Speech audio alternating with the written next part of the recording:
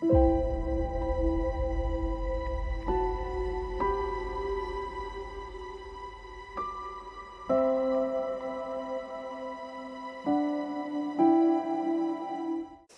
Dharma é outro modelo que funciona junto com o Karma. Então, o que o Dharma diz?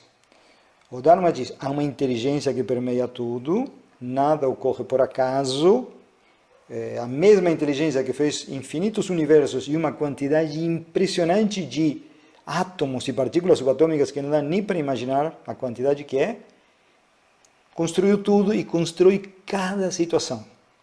O corpo que você tem, os genes que você recebeu, a família onde você nasceu, a situação da tua família na infância, o professor, a professora que você teve, os amiguinhos que você teve, o tipo de adolescente, tudo na tua vida está regido por essa inteligência que é justa e amorosa.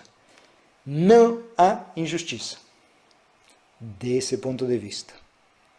Tá claro? Então a ideia é assim, uma vez que você tem uma certa profissão, tem uma certa idade, tem uma certa situação familiar, tem uma certa situação econômica, tem uma certa situação na sociedade, você tem um conjunto de deveres típicos desses papéis. Os papéis te foram dados pelo infinito. Tá? E veja, isso pode ser usado de uma maneira a manter todo mundo quieto, pode ser usado em um abuso da ideia. Não é a ideia em si. Tá? A ideia é que, porque até mesmo, entenda, se eu tenho vontade de me rebelar contra essas regras sociais, isso também me foi dado pelo infinito. As regras me foram dadas, a vontade de me rebelar contra isso também é sagrada, como são as outras regras. Tá?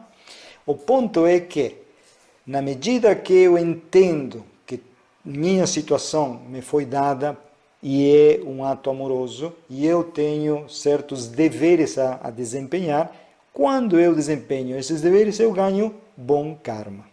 Situações favoráveis, prazerosas, boa sorte.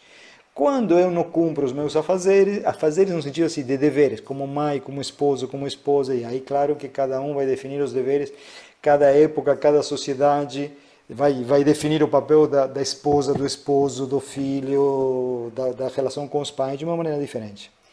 Tá? Mas a ideia do Dharma é, se você é guerreiro, você tem que lutar bem. Se você é pai, tem que ser um bom pai. Se você é mãe, tem que ser uma boa mãe. E aí vem o lado subjetivo, que você vai ter que definir um pouco o que é isso. Veja, do ponto de vista objetivo, só tem a onipresença.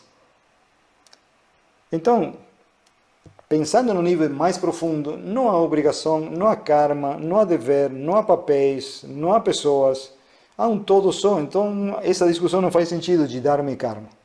Mas para o ego, que não está vendo a onipresença, é muito útil esse conceito de karma e dharma, porque graças a isso ele consegue controlar o seu comportamento, tem uma diretriz que, em linhas gerais, o leva a ter uma mente mais receptiva à sua própria, ao fato de ser a inteligência, capaz de perceber, de compreender isso. Tá? Então, se você entende karma e dharma como ferramentas, como instrumentos, como maneiras de colocar o ego num caminho, digamos assim, mais favorável, está ótimo. Se você começa a aprofundar a discussão do tema, quando você chega na onipresença,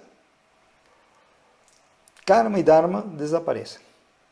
Eram apenas instrumentos, vritis, conceitos, pensamentos que serviram para organizar a vida do ego de modo a manter o contato com pensamentos nobres, saudáveis, sábios. Tá?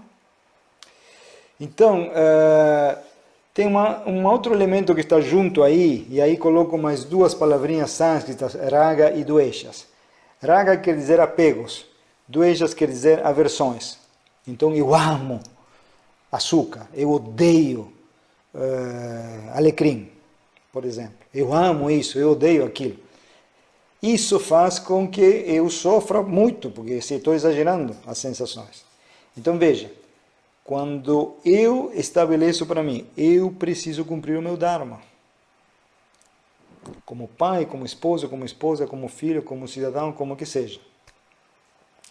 Então, independentemente se você vai colocar mais limite no filho, menos limite no filho, se você vai ser um cidadão que se posiciona na sociedade de uma maneira ou de outra, a favor de um grupo ou contra um grupo, independentemente disso, você tem um parâmetro e você vai ter os teus gostos e aversões. Então, você gostaria de comer todo o bolo doce, mas você tem um filho e uma filha que também gostam de bolo. Então, o teu Dharma vai fazer com que você controle os teus impulsos, os teus desejos, os teus vícios, eventualmente. Tá?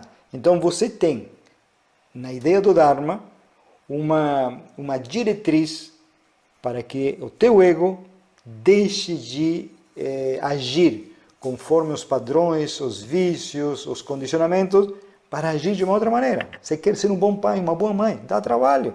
Por que dá trabalho? Porque você tem que ir contra a programação, você tem que eliminar um conjunto de pensamentos da tua mente. E qual é a utilidade espiritual disso? Que você está começando a eliminar vrites da tua cabeça e um dia você vai ter que eliminar o vrite de que você é o ego, de que você é o papel, de que você é os rótulos, de que você é o pensador, de que você é esse tipo de coisa. Então, como você já treinou, sendo uma pessoa que cumpre o seu dever, de remover os impulsos que te levavam a fazer outras coisas que não era o teu dever, quando você chega a essa compreensão minimamente, você começa a eliminar os vrites de maneira parecida. Então, o Dharma, treinado no ego, é muito útil para o próximo passo, onde você vai ter que eliminar outros pensamentos mais sutis. Tá? Como, por exemplo, sou o ego, sou a mente, sou os pensamentos.